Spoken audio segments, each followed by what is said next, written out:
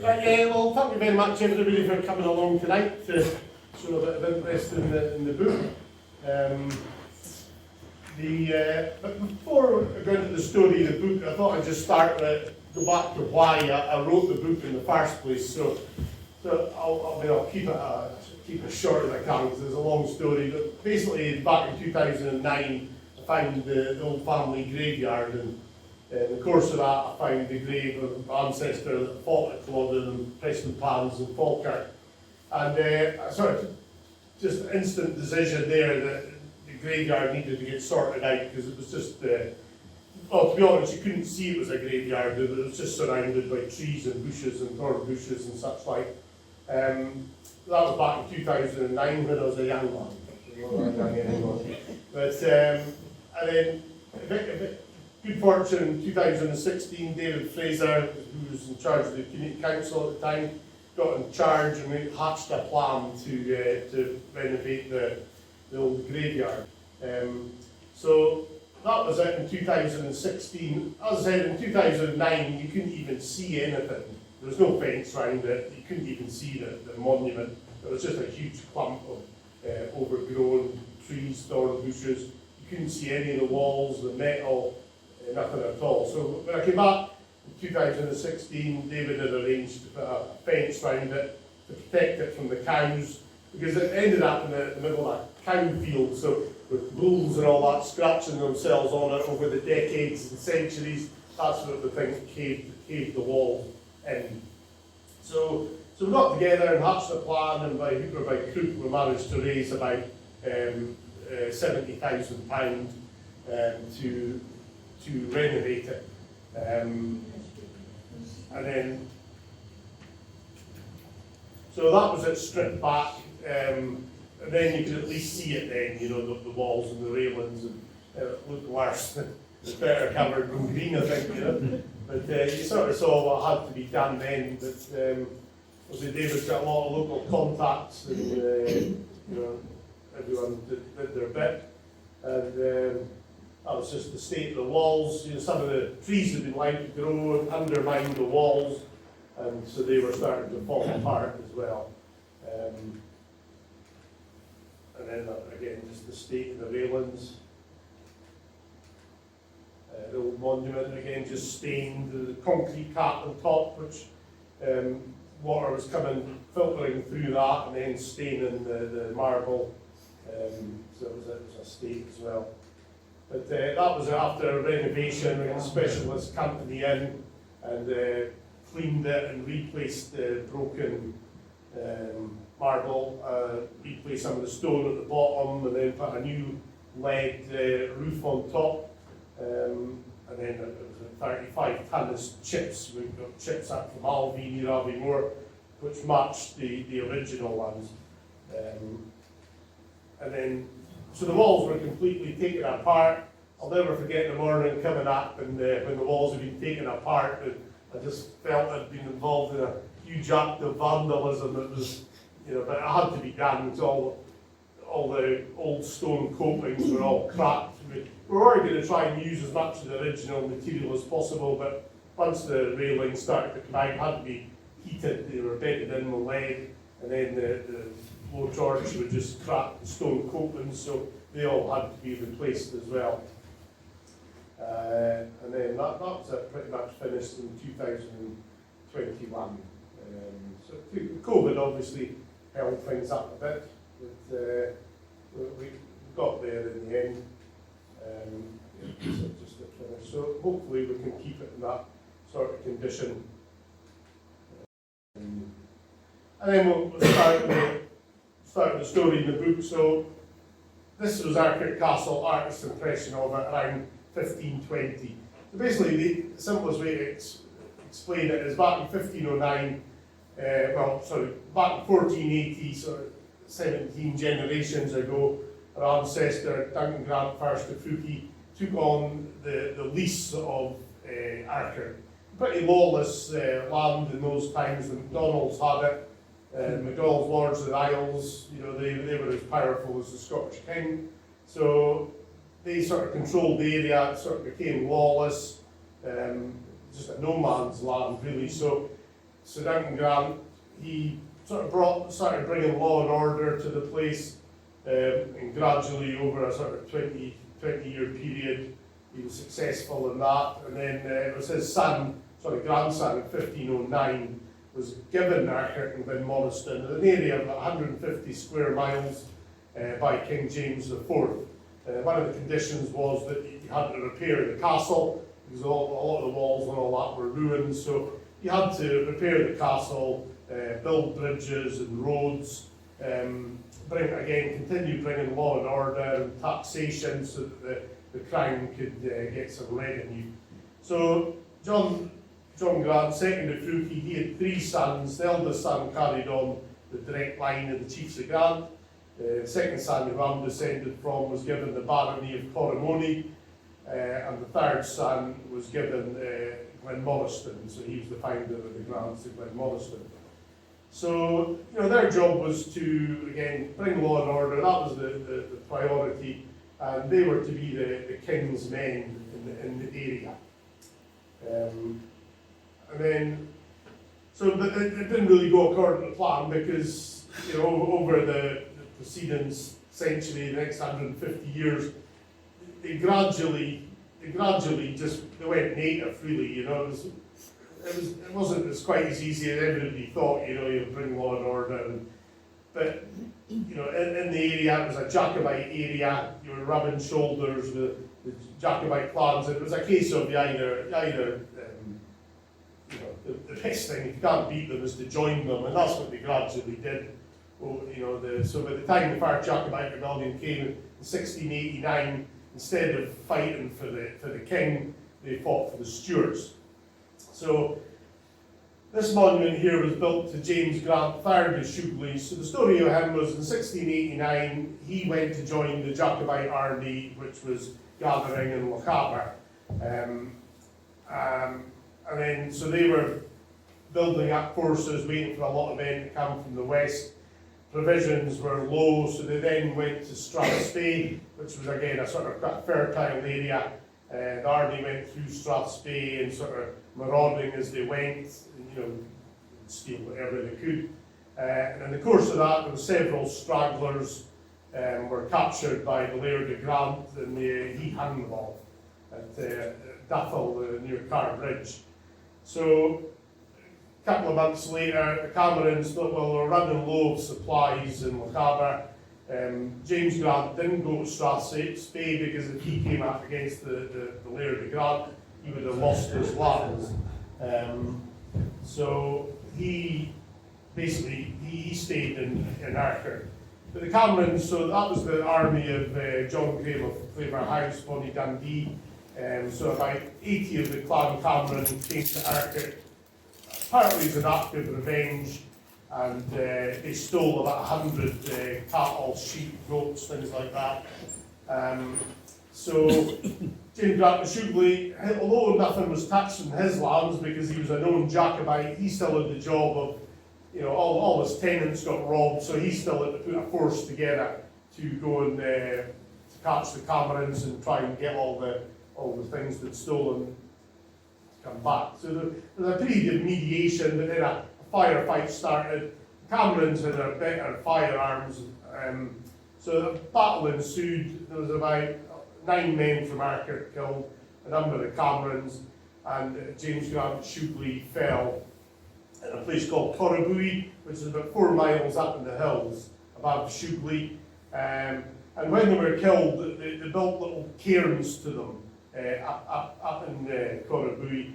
And we went up there a few years ago, David Fraser and the local community council and sort of heritage group. And quite remarkably, those little cairns are still there, 340 years later. They're just small little piles of stones now, as opposed to cairns. But it's still remarkable that they were there. There's not many folk daft enough to go wandering about up in the hills, I suppose. That's why they're still there. But anyway, this was built by the local heritage group to commemorate the battle, which was fought on the 27th of June, 1689. And so the following month, there was 150 men from Urquhart and Glenmoriston went to fight in the Battle of Killiecrankie. John Grant of Glenmoriston led them there. Pretty savage battle, which again was a win for the Highlanders, although there was about 30% less of them than there was the opposing forces, but just the ferocity of the charge won the day. Wasn't really Scotland against England. Most of the Redcoats were Lowland Scots, but pretty gruesome battle.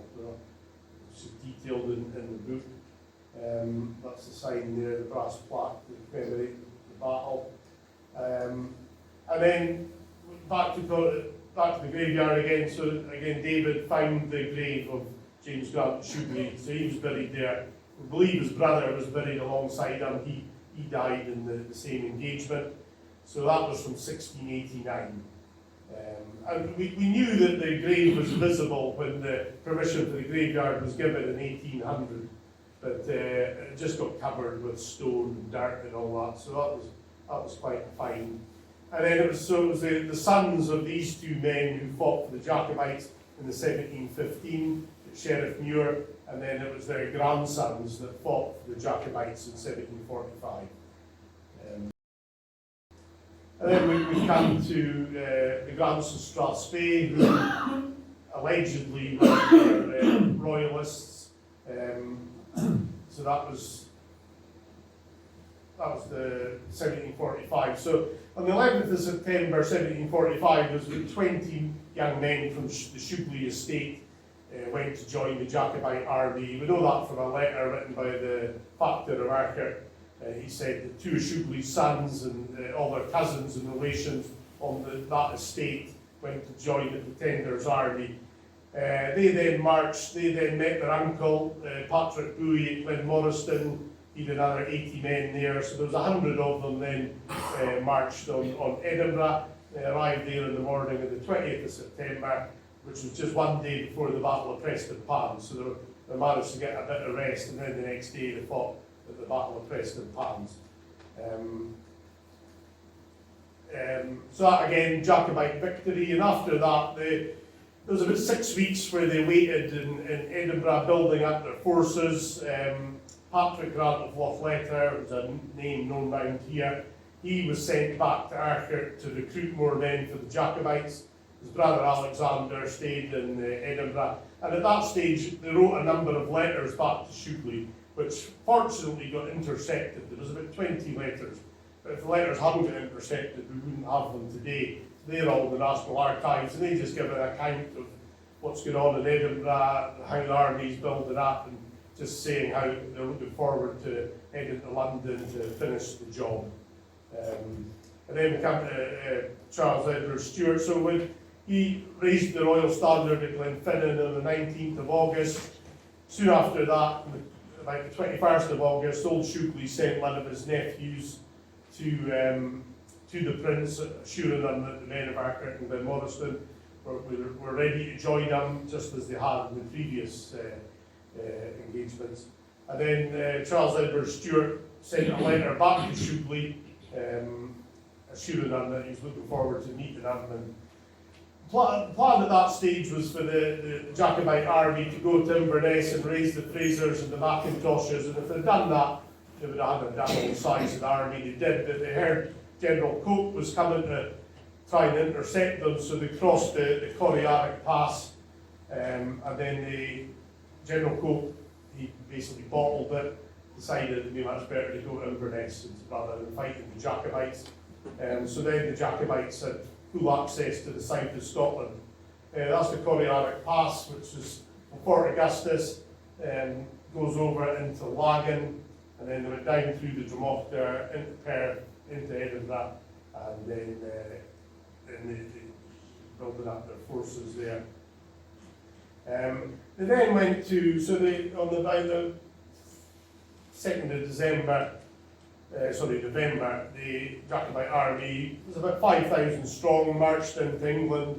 It had never been their intention to, it was like a nut trying to crack a sledgehammer, really. It was, they marched into England, but they were always told that the Stuarts, their forces would rise in England as well. They were also told that a French army was going to land any day. So they were really just one part of the army that they intended to march on London with.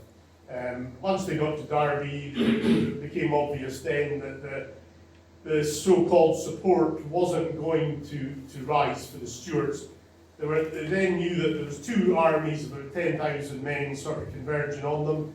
They also believed there was a third army. They were infiltrated by a Jacobite spy called, his proper name was Oliver William. He passed himself off as a Jacobite gentleman called Dudley Bradshaw, and he convinced them that there was a third army coming upon them. So at that stage, they thought there was 30,000 people marching upon them. So it would have been lunacy to carry on. Little did they know that over the Channel, and most history books don't even mention this, is that there was a French army waiting to land in London, which was commanded by Henry Benedict, that was Prince Charles' younger brother. But they just didn't know about each other, you know, what they would have given for a couple of mobile phones. So they just took the decision to march back. But then, so the Grants of Shugley and Glenmoriston were in the Glengarry Regiment. So they fought the rear guard and all the way back into Scotland. Normally what happens is a regiment would take turn about. So one day they would fight in the rear because they were being pursued by Cumberland's troops and local militias. But the Glengarry Regiment, Lord George Barry commanded them, and because they respected him, they fought in the rear for 4 days. So they were constantly getting harassed by dragoons. So they were basically, what always happens with any army is the artillery falls behind because it's so heavy. So their job was really to safeguard the artillery. So a lot of the times wagons were breaking, so they were actually carrying cannonballs for quite a distance. The weather was atrocious. You know, you're in winter, ice, snow, constantly getting attacked by the dragoons. And then they wouldn't stand and fight, so as soon as the Highlanders went to attack them, they would then run off on their horses. They didn't fancy coming to grips with them, really. So that carried on for about 4 days. Then they had a fight in a village called Clifton, where they gave Cumberland a bloody nose. So again, the Shugley Grants and Glenmoriston were there. It was about 800 against 1,000. It was about 80 or 90 of Cumberland's troops were killed. You don't really hear much about it because it was a Scottish victory, but that was actually, so there were all these Shugley Grants and the Grants of Glenmoriston all fought in the last battle ever fought on English soil. After that, they then went back to up at Falkirk, where again they fought another battle on the 17th of January. That was actually the largest army that Jacobites they had. They had about 9,000 at that. And again, that was a Jacobite victory, fought on again, very bad weather, light was disappearing. So although they won, they didn't follow up the victory because it was just getting dark. And if they'd followed up the victory, it would have been beneficial for them because that was virtually the same army that they fought at Culloden 3 months later. One of Shugley's sons was killed at the Battle of Falkirk in the charge of English dragoons. And then we come to Culloden, where six of the Shugley Grants, or known Shugley Grants, fought at Culloden. A couple of them were killed there. Culloden, you know, we were always brought up to being told that the Grants never fought at Culloden. And my father, who worked in the tail trade all his life, our family always worked in the tail trade for the last couple of 100 years, and he clarified that by saying, although the Grants didn't fight at Culloden, they did the catering at the Marquee. So we did play our little part, you know. But despite all the archaeological excavations that have been around the site of the battlefield, we've still never found any remains on the Marquee, so that's unproven as yet. It wasn't too bad enough. So this is actually the stuff mill that belonged to Old Shugley. So basically after Culloden, Ludwig Grant gathered up all the Grants in Strathspey, and they marched to Inverness, where they spent a few days going around the Fraser and Macintosh country, gathering in arms, and then they went down to Urquhart, where their intention was to hunt down the Jacobite grants of Urquhart and Glenmoriston. But after a whole week, they only captured about 4 or 5 of them. I don't think they were really looking too hard.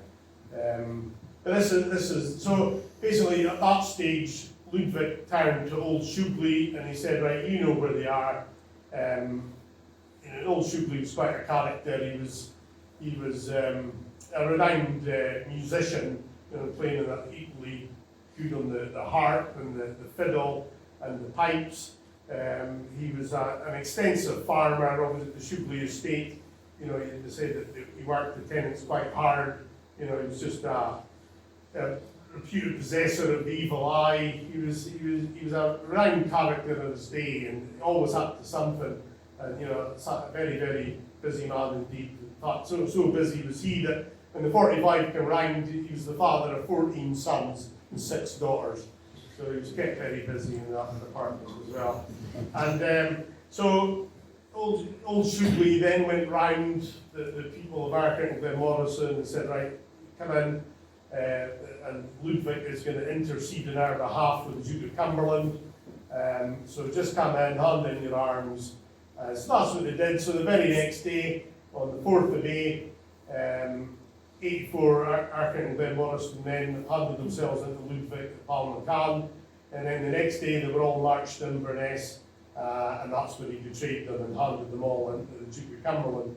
So it's quite a notorious act. No chief in the long and turbulent history of the Highlands ever handed his own people into the hands of the enemy. But the book will actually go into what really happened and why he betrayed them. But a beautiful little object, this sold for nearly £4,000 a couple of years ago. And it's only a couple of inches, 2.5 inches high. Made of ebony and ivory, beautiful little thing. Obviously he left that in his house before he went off to convince the men to surrender, and never came back for it. And then, once he was betrayed, so what happened was Ludwig had, about 7 months previously, the letter that Charles Edward Stuart sent to Shugley, Ludwig's factor managed to get his hands on it, and then he hid it, he buried it. And so he eventually got it to Ludwig, and then Ludwig showed the letter to the Duke of Cumberland in Inverness, and then Duke of Cumberland immediately ordered that Shugley should be arrested. His fate was sealed there. And then he was sent down to, this is Tilbury Fort, which was built in the 15th century, an artillery fort on the River Thames. It was built to stop the French and Spanish ships coming up the Thames. So that's where he was imprisoned after Culloden. Quite a remarkable place, really impregnable, but quite a place. Now, remarkably, when he was in there, something happened that should never have happened. Now, I think it's a couple of the slides are mixed up here. Once he was in Tilbury, this man intervened. Now, this man was John Dalrymple, the second Earl of Stair. He was responsible for the defence of Britain during the 1745 rebellion.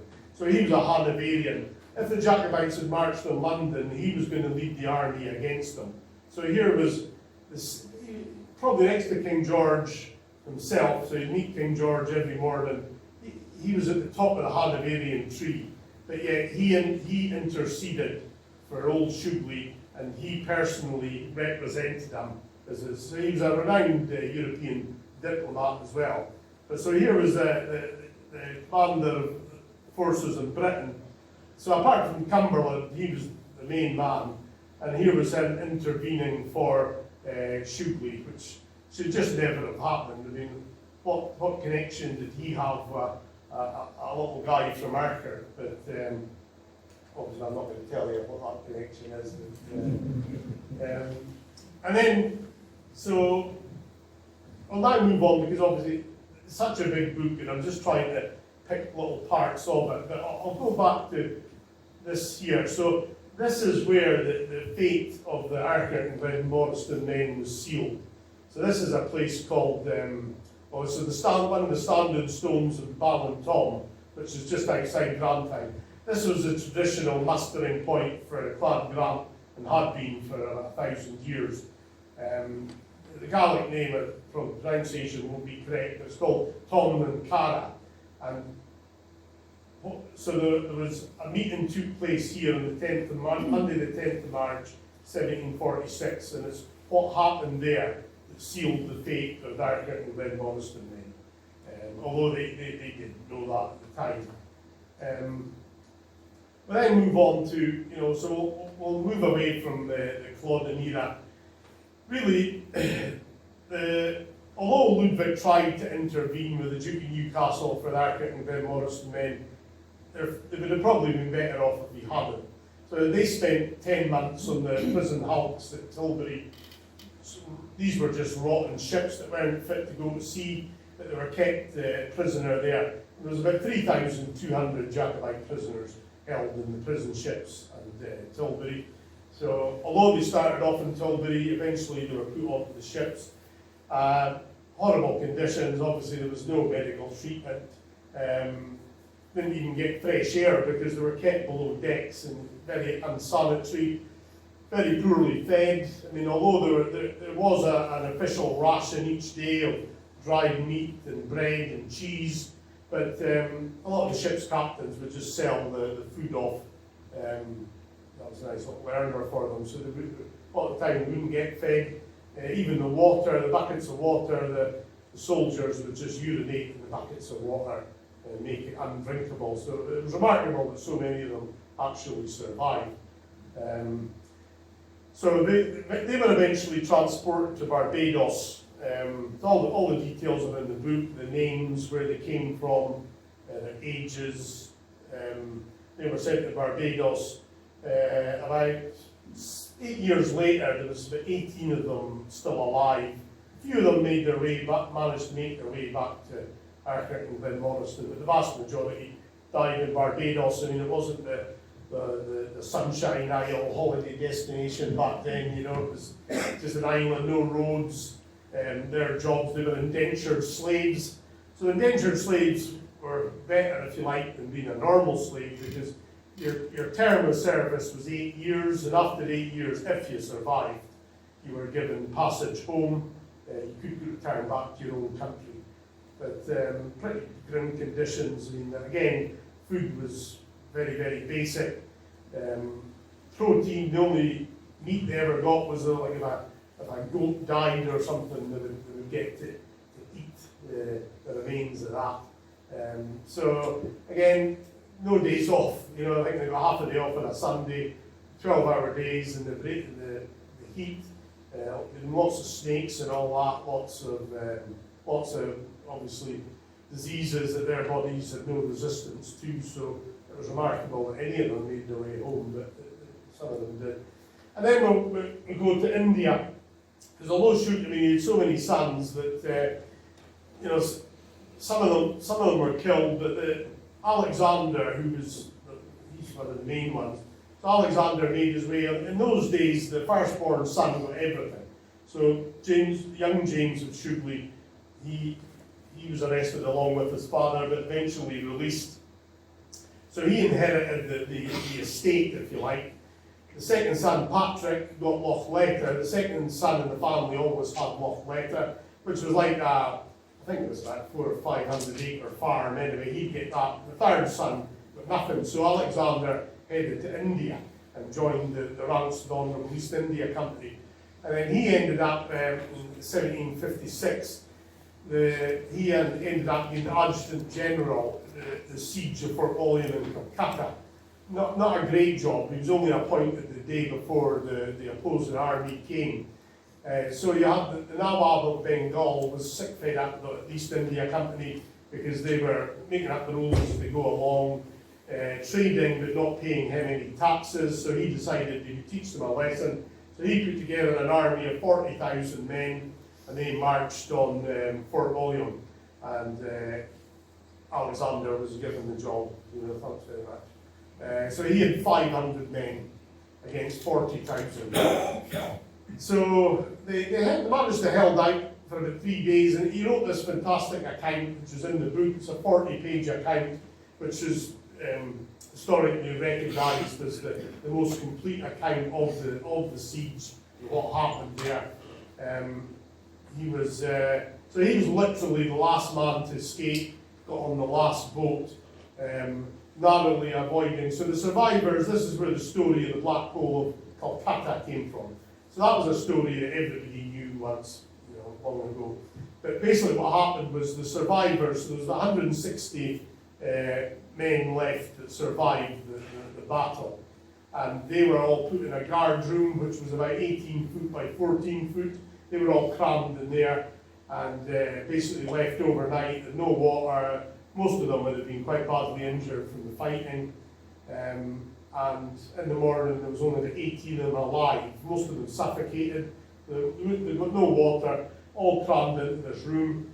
And most of them just suffered horrible death, a mixture of delirium and suffocation. A horrible death. So Alexander, he escaped. He went upriver. There was a settlement up there where some of the survivors went to.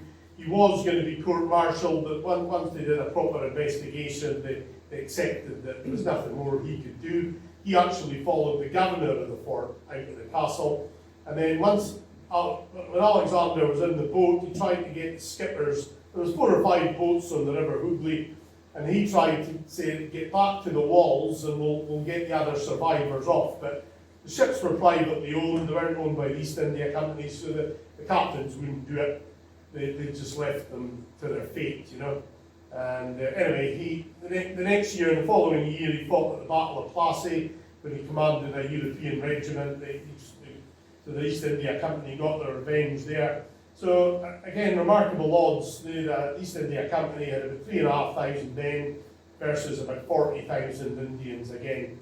But the main advantage they had, there was a big downpour, and the British covered their cannons, which are pollens, the Indians didn't. So, when it rains over there, it just comes down in sheets. So once the rain stopped, the battle commenced, and the British cannon were just obliterating Indians. The Indian cannon weren't working at all. The British were always very good at divide and conquer. So they would pay off. They would basically the Nawab was really just a prince, but there was always contenders who wanted to be the Nawab. The British were all very good at going to them and saying, look, if you side Glasser, don't do this, don't do that. We'll give you the job once we're finished with him. So they were successful in the battle. Alexander, as part of that, he was given £11,000 sterling, which was a huge amount of money in those days. And it was that money that was absolutely no doubt whatsoever, that money that rebuilt. So his brother built Shugley House. It was burnt down after Culloden, but the families participating with the Jacobites. It was that money that was used to rebuild Shugley House in 1762, and also Lochaber House was destroyed. That was rebuilt as well. There were big houses in their time. Lochaber House it was sadly burnt. It is no more. It's a lot bigger than Shugley House. But it was definitely the money from the Plassey that rebuilt those properties. And then we'll move on. So that was the Nawab of Bengal. So after the battle, basically, if you're on the losing side, it was always someone. It wasn't long before you found a knife at your throat. And so his own supporters ended up killing him, and then a new Nawab took control. That's just a map of where the Battle of Plassey was. Now, the Battle of Plassey was one of the pivotal battles that really put Britain in control of India, because they won that battle and did a deal with the next Nawab, they were able to take control of huge areas of India. And if you controlled these areas, you were then able to gain taxation. So the taxation gained from these areas is really what, this was these were really the founders of the British Raj in India. So Alexander was, and the money, and then the more money you had, you could build up your armies. So At the Battle of Plassey, their army was only 3,500 people.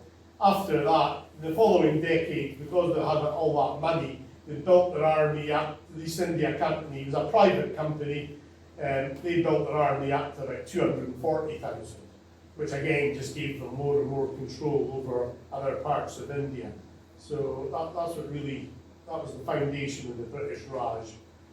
And then several years later, another of Shubley's sons, Hugh, called Hugh of Moy, he commanded a regiment of 900 soldiers at the Battle of Buxar. That was fought in October 1764. So that he was in charge of a regiment 900, and they had 16 pieces of artillery. So again, the Battle of Buxar, again, a lot more Indians, about 42,000 Indians versus about 16,000 British. But they weren't actually all British, because what the British did was they trained up sepoys, which were Indian soldiers, and trained them. The reason the Brits did so well in these battles was just came down to discipline. You know, the Indians were just a bit like the Highlanders, really. It was all or nothing. It was just charge, and there was no discipline. Whereas the British, they trained the Indian soldiers, so rank after rank, a musket fire, and it would just decimate them, and eventually they would turn tail. So again, the Battle of Buxar, that sealed it. That really put the East India Company in charge of India. So quite remarkable, really. Plassey and Buxar, without doubt, the most pivotal battles which led to the British foundation and gave the British power in India. But quite remarkable that two brothers from Shubley played commanding roles in those battles. So that's just a typical image of the Indian sepoys. They must be twins, but they're identical twins. Another one is Shubley's sons, Charles Grant. He was the youngest, 14th son. He ended up joining. So after Culloden obviously decimated the economy of the Highlands, such as it was, several years later they realised that you've still got all these men who were trained to fight, and they didn't want another Jacobite rebellion. So really, they formed the Highland Regiment and sent them to fight mainly in North America. So it was a good way of getting rid of these guys and also extending the power of the British Empire. So Charles joined Montgomery's Highlanders, and then they went to fight in America. He was captured at the Battle of Fort Ness, where it was basically it was a 7-year period. It was called the French and Indian Wars. So the French allied with the native Indians were fighting against the British. Charles, he was captured at the battle. Then he spent 14 months as a slave amongst Indians, the Huron Indians.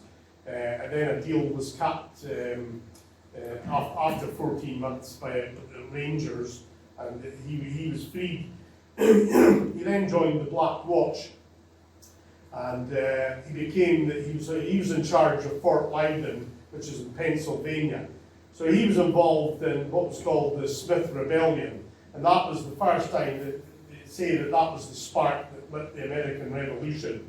That was the first time that the colonists had fought back against British rule, and it was all down to traders. So there was these traders were selling scalping knives to the Indians, and lots of things. Basically, they were getting used against the colonists. So the colonists got together. They reckon the equivalent, they burnt about £1 million worth of knives and things that were destined for the Indians. The traders then went to Fort Loudon to say what had happened. And then so Charles Grant, who was the commander of the fort, got company soldiers together, went and confiscated a load of the rifles, and then obviously that kicked off. So then there was 200 colonists attacked the fort. Charles was captured a couple of days later. He was taken out into the woods, tied to a tree, and they were just going to leave him there, cover him in honey, and then you would have made a nice meal for a nice a brown bear or black bear, which wouldn't have lasted very long. But anyway, they knew that they were getting a lot of trouble for doing that, so anyway, they eventually let him go. It was called the Smith Rebellion. I haven't went into this a lot in the book, but I've left details there, signposts if you like. There's websites and all that deal with it, but it was quite a big incident. And then he carried on, fought all the way through the American War of Independence, fought most of the battles. They were all quite lucky, really. You know, they went through a lot, but they were survivors. That's typical. That was the sort of uniforms they wore in those times, 1757, 1760. And then got another son, Gregor. He was at the Siege of Gibraltar, which that was the longest naval siege in British military history, from 1779 to 1784. So that was a combined force of French and Spanish. This was actually, although it happened in Spain, it was actually part of the American War of Independence, because the French and the Spanish were the ones who were given all the arms to the Americans to fight the British. So there was a besieging force of 64,000 French and Spanish, and then there was about 7,000 British, Scottish soldiers in Gibraltar. So it was just a case of that they were building up to the grand assault, to try to starve them. Occasionally British ships would get through with provisions, manage to keep them alive, enough to keep them alive. Again, they were nearly starving, very, very difficult to break through the blockade of the Spanish Navy, but they would manage it. So they spent years building up for this huge attack called the Grand Assault.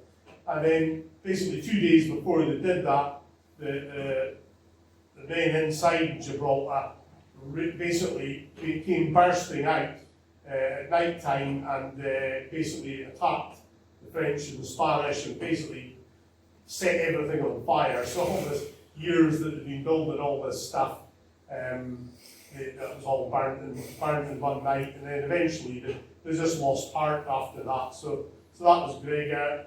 He's buried in Lochaber as well. And then Captain Charles got a great picture of it. So he was the youngest of the Shugleys. He was born about 4 weeks before the Battle of Culloden. He eventually became the chairman and director of the Honourable East India Company. Very little is known about East India Company these days, but it was a huge company in its day. At one time accounted for half of Britain's trade. It was a private enterprise owned by shareholders, but it traded mainly with India and China, Hong Kong. They were trading everything, spices, mainly in silk, opium, a lot of dealing in opium. Anyway, Charles, he became the chairman and director of the Honourable East India Company. That was a huge role. So he really surpassed the achievements. I mean, there was a lot of them, I can't go into detail, but there was a lot of them made a lot of money. And they came back here and bought estates down at Moy and Contessic and Culloden outside Forest, and then Red Castle as well. So a lot of them did very well for themselves. So he was a bit of a philanthropist as well. You know, he was in India when there was regularly they ran out of food in India because of the hot weather.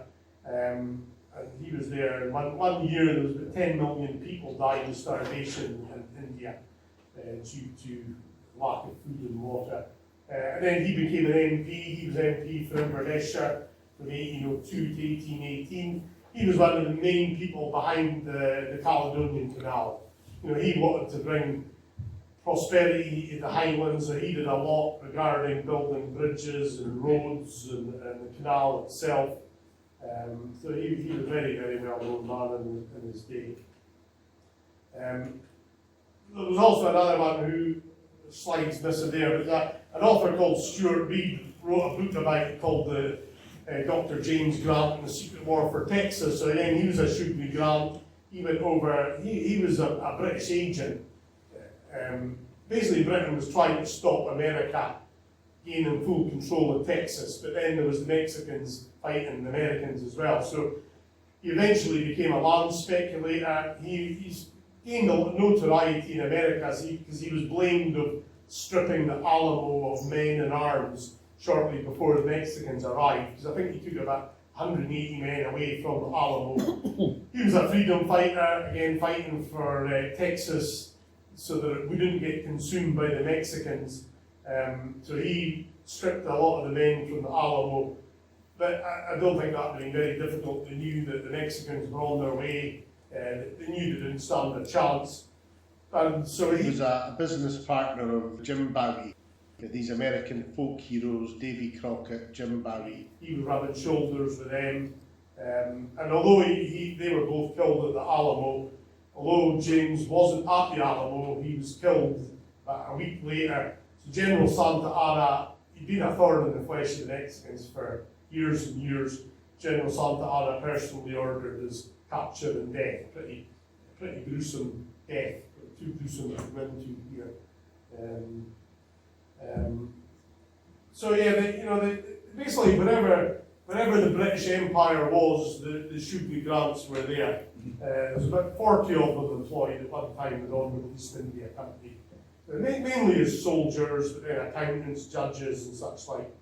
And that's it really. For the rest you'll have to read the book, but that's just a little flavour of some of the stories contained in it. But before we finish, there's a lady who's been a great help to me over the last few years, who's come all the way from the Galapagos Islands for the launch. So I'd like to ask Dot Mackenzie to come up and accept this gift for signing my appreciation for all the effort. So Dot was basically, she operated as my surrogate brain. She my punctuation and such like wasn't very good, so Dot filled a lot of those.